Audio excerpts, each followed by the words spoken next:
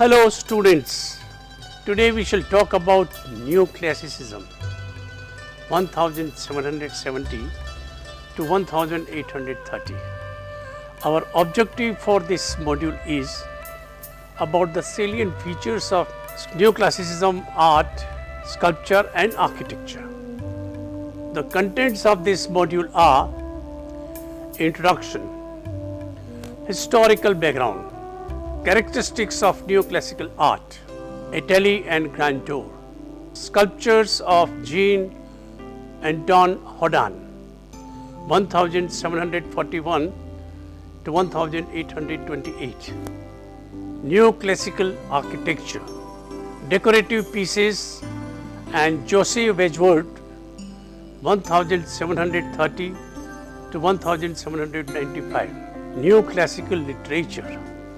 At freedictionary.com, you will see the following definition of Neoclassicism: a revival of classical aesthetics and forms, especially a revival in literature in the late 1600s and 1700s by a regard for the classical ideals of region, form and restraint. A revival in 700s and 1800s in architecture and art, especially in the decorative arts, characterized by order, symmetry and simplicity of style. A movement of music lasting roughly from 1915 to 1940 that sought to avoid subjective emotionalism and to return to the style of free romantic composers. This module shall focus on the B category, as we are strictly concerned with art history here. In simple terms, Neoclassicism was a time when the artists found inspiration from the classical ages and adapted them to create new perspectives and artworks. Basically, Neo means new.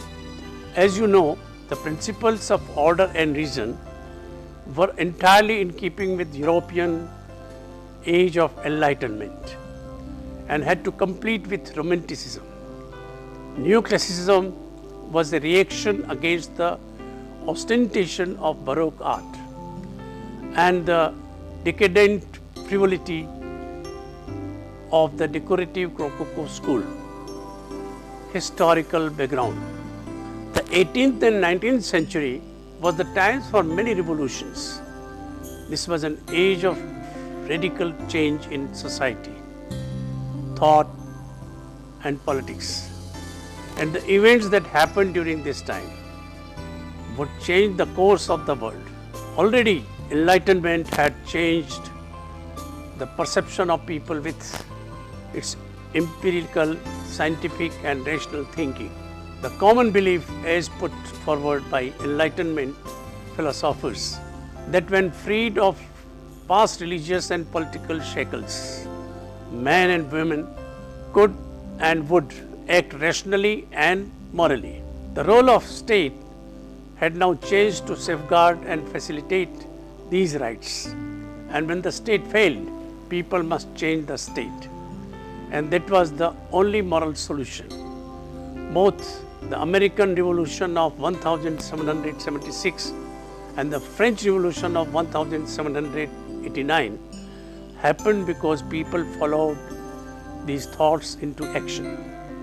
In the American Revolution 1754 to 1781, for the first time in the history of mankind, people fought for their independence in the name of certain universal principles such as rule of law, constitutional rights, and the popular sovereignty. It demonstrated that the ideas of enlightenment were not mere utterances and that it was possible to overthrow an oppressive government.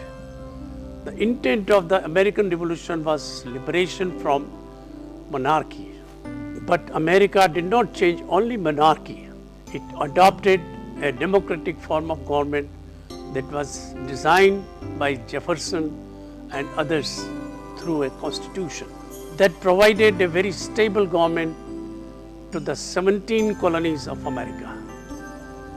The French Revolution, 1787 to 1799, with its call liberty, equality, fraternity, allowed the French to react and overthrow the corrupt and weak government in favor of individual liberty, popular sovereignty, and the notion of republicanism.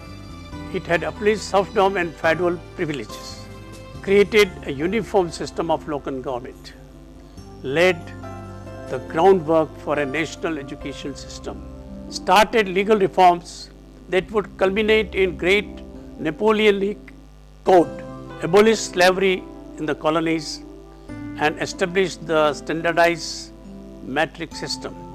The individual became the center of reforms. The ideal, if not practice, of the constitutional government had been rooted in the French mind. However, there was also a conservative counter-reaction that defeated Napoleon, reinstalled the Bourbon kings, and in same ways reversed the new reforms. Both revolutions applied principles of enlightenment, both swept away traditional systems, both followed similar three-stage courses, moving from moderate to radical before a final conservative swing, and both helped set in motion modern constitutional government along with democracy and nationalism. In terms of art, the political situation in France allowed neoclassicism to borrow from heroic subject matter, its formal clarity and its impression of stability and solidity, and look towards Athenian democracy and the Roman Republic. Like its age, the neoclassical style also began with cushioning stance. After the French Revolution, Napoleon Bonaparte adopted the neoclassical style to enhance his political image, first as general and consul, and later as emperor. The neoclassical Romantic age also witnessed the founding of public museums throughout the West. For the first time in history, large collections of artistic and historical objects were made available for everyone to see. The very first public museum was Louvre, which opened under the reign of Napoleon. Another major thing that influenced the neoclassical style was the archaeological discoveries of Pompeii in 1748 by Johann Joachim Winckelmann, after called the father of archaeology, leading to the renewed emphasis on ancient art and Renaissance classicism. Characteristics of neoclassical art. We have to remember here that classical ages were not lost in the medieval ages. It found expression in different ways, right from Renaissance through the Romantic ages in the next module. Neoclassical works, paintings and sculptures were serious, unemotional, and sternly heroic. Neoclassical painters depicted subjects from classical literature and history, as used in earlier Greek art and Republican Roman art, using somber colors with occasional brilliant highlights to convey moral narratives of self-denial and self-sacrifice, fully in keeping with the supposed ethical purity of antiquity. This also meant the emphasis of line over color, straight lines over curves, frontality and close compositions over diagonal compositions into deep space, and the general over the particular. What is most important here is that this was not just the transfer of technical aspects, but the artists carried the problems and the ideals of their own times with them, interpreting in different ways what antiquity had to offer. The world of painting was revolutionized by industrialization. The mixing of paint and a laborious procedure when performed by hand, such that it was often delegated to apprentices, was increasingly automated. New colors became available as artificial pigments were developed, and the packaging of paint in metal tubes finally made it convenient for artists to leave the studio and paint on site. Up until the invention of the paint tube, artists usually only prepared sketches on site, returning to the studio for the actual painting. Neoclassical sculpture dealt with the same subjects and was more restrained than the more theatrical Baroque sculpture, less whimsical than the indulgent Rococo. Neoclassical painting and sculptures were frequently painted for and displayed in public places in order to inspire patriotism, nationalism, and courage in defense of the state. Neoclassicism was frequently used in Britain, America, and especially France as a visual expression of the state or government. The writings of Joachim Winckelmann were important in shaping this movement in both architecture and the visual arts. His books, Thoughts on the Imitation of Greek Works in Painting and Sculpture, 1750, and Geste der Kunst des Althermus, History of Ancient Art, were the first to distinguish sharply between ancient Greek and Roman art and define periods within Greek art, tracing a trajectory from growth to maturity and then imitation or decadence that continues to have influence to the present day.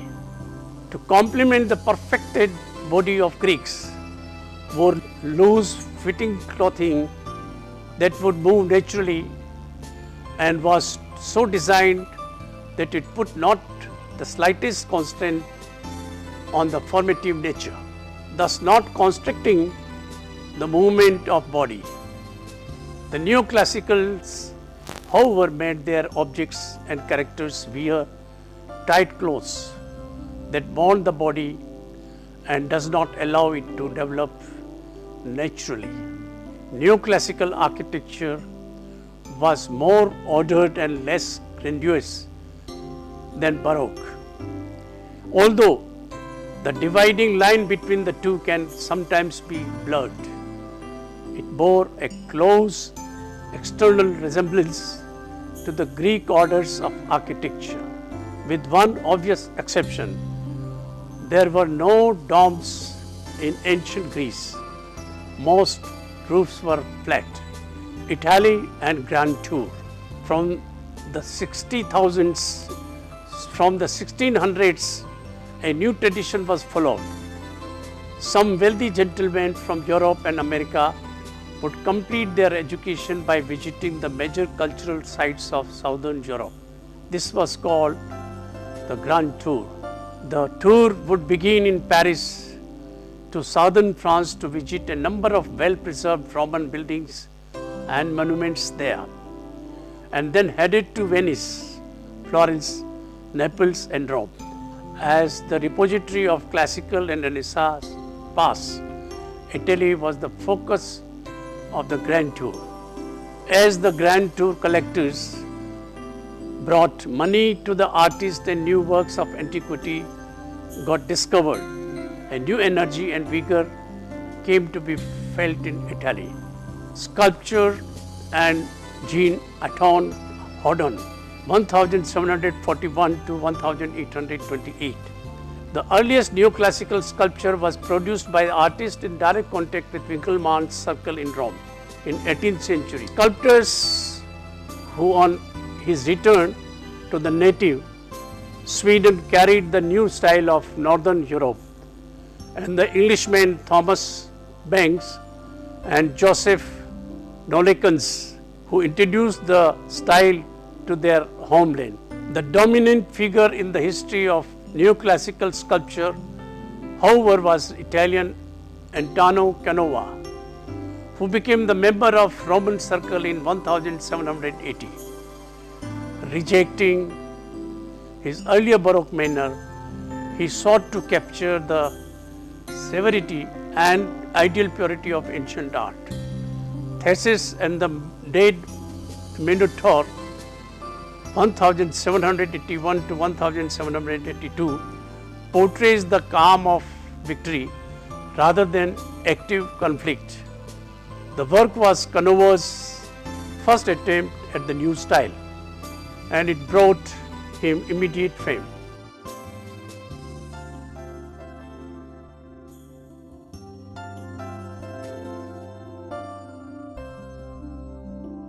One of the biggest sculptors of his time, Jean-Antoine Houdon, was known primarily for his portraiture. His commitment to neoclassicism began during his stay in Rome through his contact with leading architects, artists and theorists of the movement.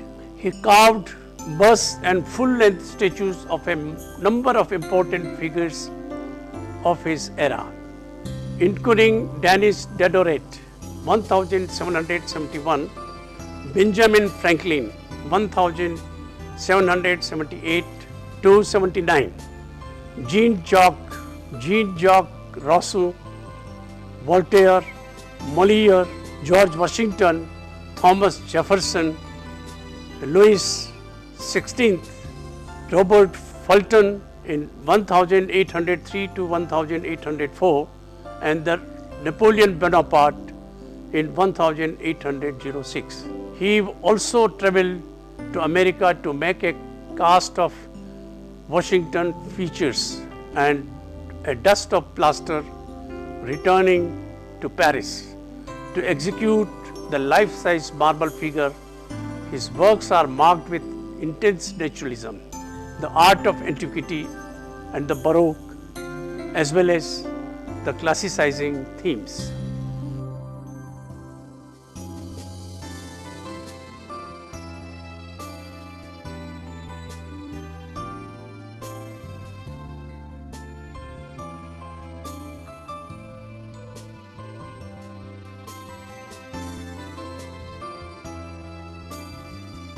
Neoclassical architecture. Before the discoveries of Herculaneum, Pompeii and Athens, only Roman classical architecture had been generally known, largely through the architectural etchings of classical Roman buildings of the Italian artist Giovanni Battista Piranesi. The new archaeological finds extended architecture's formal vocabulary, and architects began advocating buildings based on Greco-Roman models. In classical architecture, there was a return to order and rationality after the melodramatic, flamboyant Baroque and the decorative frivolity of the Rococo. Influenced by the archaeological excavation at Pompeii by Johann Joachim Winckelmann, the great books that he wrote, the architecture of these times reverted to the antique forms of Greek architecture or Roman architecture. Neoclassicism was yet another return to the classical orders of Greek and Roman antiquity on a monumental level, albeit with the retention of all the engineering advances and new materials of the modern era. It was marked by large-scale structures supported and or decorated by columns of Doric, Ionic or Corinthian pillars, surmounted by enlarged Renaissance-style domes. Sometimes columns were multiplied and stacked to create an impression of height, while facades were decorated with a combination of colonnades and rotundas and porticos. In France, Claude Nicolas Ledoux designed a pavilion in 1771 for the Comtesse du Barry-Lovisiens and a series of city gates for Paris, structures that are exemplars of the earlier phase of neoclassical architecture. His later works, however, consisted of projects never executed for an ideal city in which the designs for buildings are frequently reduced to unadorned geometric shapes. After Napoleon became emperor in 1804, his official architect Charles Percier and Pierre-François Léonard Fontaine worked to realize his wish to remake Paris into a foremost capital of Europe by adopting the intimidating opulence of Roman imperial architecture. Empire style in architecture is epitomized by such mammoth public works as the triumphal arches at the Carrousel du Louvre, designed by Percier and Fontaine, and begun in 1806, and the Champs Élysées, designed by Jean-François Chalgrin, and begun the same year. These works were far different in spirit from visionary work of Ledoux. The work of Scottish architect and designer Robert Adam, who in the 1750s and 1760s redesigned a number of stately English houses, among others Sion House, 1762 to 1769, and Ostley Park, introduced the neoclassical style in Great Britain. The Adam style, as it became known, remained somewhat rococo in its emphasis on surface ornamentation and refinement of scale, even as it adopted the motifs of antiquity. Greek-inspired architecture in England is exemplified by such constructions as the Bank of England Rotunda, 1796 by Sir John Swain, and British Museum Portico by Robert Smirke. The Greek revival was modified by the Regency style. Notable architectural examples of which are facades designed by John Nash for Regent Street, begun 1812 in London, and his Royal Pavilion at Brighton, 1815 to 1823. The neoclassical architecture of Edinburgh, Scotland, remained pristine, however, and earned the city the name of Athens of the North. Elsewhere, neoclassical architecture is exemplified in the work of the German called Friedrich Schinkel, such as the Royal Theatre in Berlin. Neoclassicism thrived in United States and Europe, with examples occurring in almost every major city. In the United States, one aspect of neoclassicism, the federal style, flourished between 1780 and 1820. Based on the work of Robert Adam, it is exemplified in the work of Charles Bulfinch. Thomas Jefferson studied the Masonry, a first-century Roman Empire in Nimes, France, used it as a model for the state capitol building in Richmond, Virginia. 1785 to 1789. Through his readings and travels, Jefferson developed a profound understanding of Roman architecture and applied his knowledge to the designs for his own home. Monticello, the University of Virginia campus, and preliminary contributions to the plans for the new national capital of Washington, D.C. Jefferson's work exemplified neoclassical style in the United States. The Greek revival style, based on the 5th century BC Greek temples and inspired by the Elgin marbles, flourished during the first half of 19th century in the United States. The Second Bank of the United States, Philadelphia, in 1824, designed by William Strickland, was influenced by a Doric temple. Both the Federal and Greek revival styles helped a young United States define its own architectural ethos.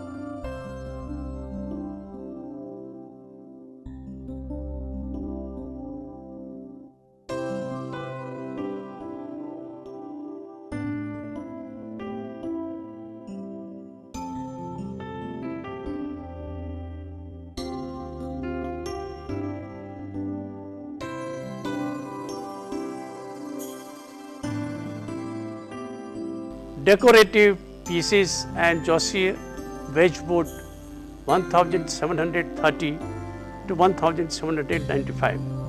The most successful producer of neoclassical decorative art.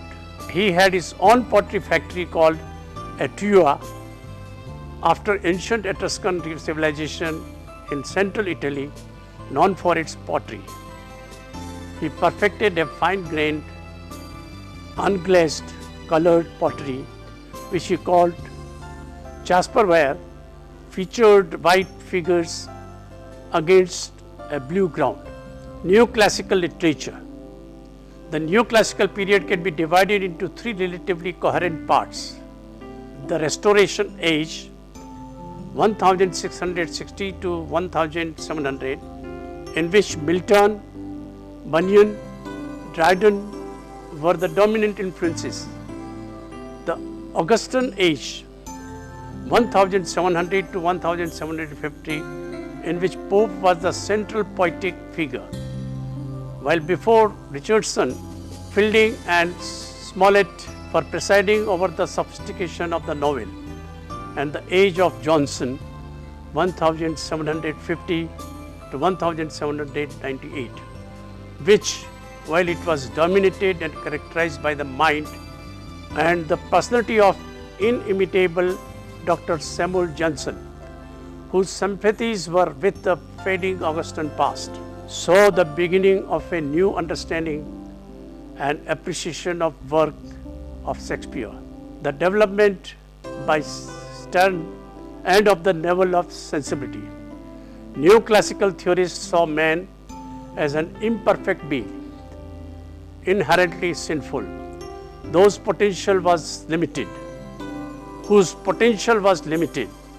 They maintained that man himself was the most appropriate subject of art and saw art itself as essentially pragmatic, valuable because it was somehow useful, and as something which was properly intellectual rather than emotional. Hence, their attempts to subordinate details to an overall design, to employ in their work concepts like symmetry, proportion, unity, harmony, and grace, which would facilitate the process of delighting, instructing, educating, and correcting the social animal which they believed men to be. Their favorite prose literary forms were the essay, the later the satire, the parody, the burlesque, and the moral fable in poetry. The favorite verse form was the rhythmed couplet, which reached its greatest sophistication in heroic couplet of Pope. While the theatre saw the development of heroic drama, the melodrama, the sentimental comedy, and the comedy of manners. Thank you.